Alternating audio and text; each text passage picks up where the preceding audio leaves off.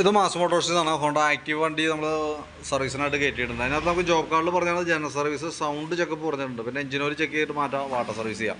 ഇത്രയാണ് മെയിനായിട്ട് പറഞ്ഞിട്ടുണ്ട്. അപ്പോൾ നമ്മൾ വണ്ടി ഓടിച്ച് നോക്കുന്ന സമയത്ത് നമുക്ക് ബാക്ക് സൈഡിൽ നിന്ന് സൗണ്ട് വ്യത്യാസം കാണിക്കുന്നുണ്ടായിരുന്നു. അത് രണ്ട് കാരണങ്ങളാണ്.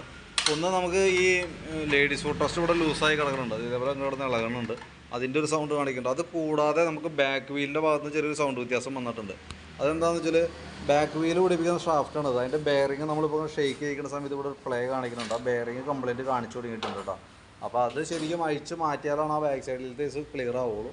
അതല്ലാന്നുണ്ടെങ്കിൽ നമുക്കിപ്പോൾ ഫുഡ് റെസ്റ്റിൻ്റെ ഓക്കെ ആയി കഴിഞ്ഞാൽ അത് സൗണ്ട് മാറിക്കോളും. പക്ഷേ ബാക്ക് വീലുമായി ബന്ധപ്പെട്ട കംപ്ലയിൻറ്റ് മാറണമെന്നുണ്ടെങ്കിൽ ബാക്ക് വീലിൻ്റെ ബെയറിങ് മാറ്റിയാലാണ് നമുക്ക് റെഡി ആവുള്ളൂ. അത് മാറ്റണമെന്നുണ്ടെങ്കിൽ ഗിയർ ബോക്സ് ഫുള്ളായിട്ട് അഴിച്ചിട്ട് വേണം ചെയ്യാനായിട്ട്. അതിൻ്റെ ബെയറിങ് പോയേക്കണേൻ്റെ ഒരു ലക്ഷണം അവിടെ കാണിച്ചിട്ടെന്ന് വെച്ചാൽ ഓയിൽ ലീക്കായിട്ട് തുടങ്ങിയിട്ടുണ്ട്, ആരംഭമാണ്. അപ്പോൾ കൈയോടെ തന്നെ മാറ്റിയിടാണെങ്കിൽ അതാണ് ഏറ്റവും സേഫ്.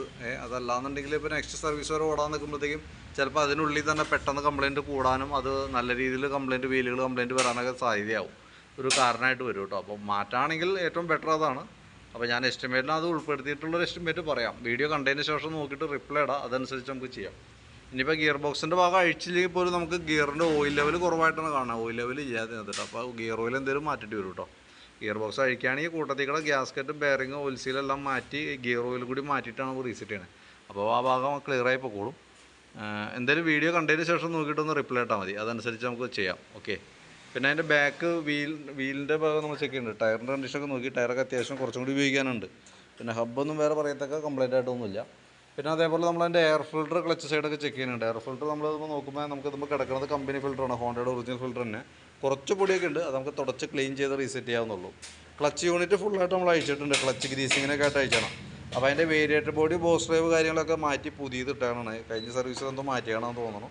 അതൊക്കെ ഫ്രഷ് ആയിട്ട് തന്നെ ഇരിക്കണേ. ബെൽറ്റിൻ്റെ കണ്ടീഷൻ നോക്കി, ബെൽറ്റ് നമ്മൾ വണ്ടി മേടിച്ചപ്പോൾ വന്നാണ് ബെൽറ്റാണ്, നല്ല ലൈഫ് കിട്ടുന്ന മോഡൽ ബെൽറ്റാണ്. ഏകദേശം അതിൻ്റെ ഒരു ലൈഫ് മാക്സിമത്തിലേക്ക് എത്തി തുടങ്ങിയിട്ടുണ്ട്. കാരണം എന്ന് വെച്ചാൽ അത്യാവശ്യം നല്ല പഴക്കമുണ്ട് വണ്ടിക്ക് കേട്ടോ. ഇതിൽ 63F ആണ്, അപ്പോൾ 63C ആണ് വണ്ടി. ഏകദേശം 10-11 ഉള്ളതോളം ആയിട്ടുണ്ട്. അപ്പോൾ ഏകദേശം എൻ്റെ ലൈഫ് ആയിട്ടുണ്ട്. ഈ ഭാഗത്ത് നോക്കുമ്പോൾ ചെറിയ പൊട്ടലൊക്കെ തുടങ്ങിയിട്ടുണ്ട്. അപ്പോൾ ബെൽറ്റ് മാറ്റിയിടണമെങ്കിൽ കൈയോടെ അത് മാറ്റിയിട്ടേക്കാം കേട്ടോ. കാരണം അതല്ലെങ്കിൽ ഇടയ്ക്ക് നമുക്ക് ബെൽറ്റ് പൊട്ടിപ്പോയി കഴിഞ്ഞാൽ പിന്നെ നമ്മൾ വഴി വിട്ടുപോകുന്ന സിറ്റുവേഷൻ വരും. പിന്നെ ക്ലച്ച് യൂണിറ്റ് നമുക്ക് ഒന്ന് ഗ്രീസ് ചെയ്തിട്ടാൽ മതി, വേറെ പ്രോബ്ലം ഒന്നുമില്ല. കിക്കർ വീലൊന്ന് അഴിച്ച് ഗ്രീസ് ചെയ്തിടാം. പിന്നെ അതേപോലെ എഞ്ചിൻ ഹെഡിൻ്റെ ഭാഗത്ത് വേറെ പറയത്തക്ക കംപ്ലയിൻറ്റ്സ് ആയിട്ടൊന്നുമില്ല കേട്ടോ. ആക്സിലേറ്ററിൻ്റെ കേബിൾ, ചോക്കിൻ്റെ കേബിൾ, ഈ രണ്ട് കേബിളുകൾ നമ്മൾ ചെക്ക് ചെയ്ത് വേറെ പറയത്തക്ക കംപ്ലയിൻ്റ് ഇല്ല. ഫ്രണ്ടിലേക്ക് വരുമ്പോഴത്തേക്കും ഫ്രണ്ടിലത്തെ ഷോക്ക് കംപ്ലയിൻറ്റ് കാണിച്ചു തുടങ്ങിയിട്ടുണ്ട്. അടുത്ത സർവീസിൽ നമുക്ക് മാറ്റി കളയാം കേട്ടോ. ഈ സർവീസിൽ ഇങ്ങനെ കിടന്ന് ഓടത്തെ. നമുക്ക് ഈ ലിങ്കിൻ്റെ ഉള്ളിൽ വന്ന കോളർ ബുഷ് മാത്രം നമുക്ക് മാറ്റിയിടാം. ഇതിന് കുറച്ചുകൂടി ലീക്കായിട്ടാണ് തെറിപ്പ് കാണിക്കുള്ളൂ. അപ്പോൾ അടുത്ത സർവീസ് വരെ കിടന്ന് ഓടിക്കോളും, കുഴപ്പമില്ല. അപ്പോൾ നമുക്ക് ലിങ്കിൻ്റെ ഉള്ളിൽ വന്ന കോളർ ബുഷ് മാറ്റിയിട്ട് കഴിഞ്ഞാൽ നമുക്കത് യൂസ് ചെയ്യാം. അപ്പോൾ നെക്സ്റ്റ് സർവീസിൽ ഷോക്കും ബാക്കിയുള്ള ബുഷ് സെറ്റും മാറ്റി കളഞ്ഞാൽ മതി.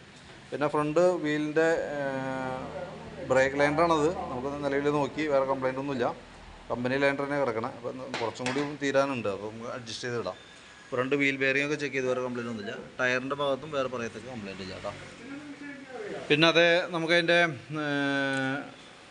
ബാറ്ററി നമ്മളൊന്ന് ചെക്ക് ചെയ്തുകൊണ്ട് 2024 മോഡൽ ബാറ്ററി വണ്ടി മേടിക്കണം കേട്ടോ. ആമറോണിൻ്റെ ബാറ്ററിയാണ്.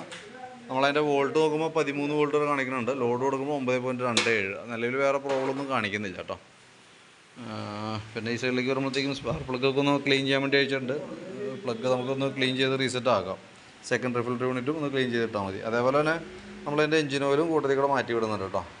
ഇതിൻ്റെ ഓയിൽ ബോൾട്ടിൻ്റെ ത്രെഡ് കംപ്ലയിൻ്റ് ഉള്ളതുകൊണ്ട് നമ്മൾ ഓവർ സൈസ് ബോൾട്ടാണ് നമ്മൾ യൂസ് ചെയ്തേക്കണേ.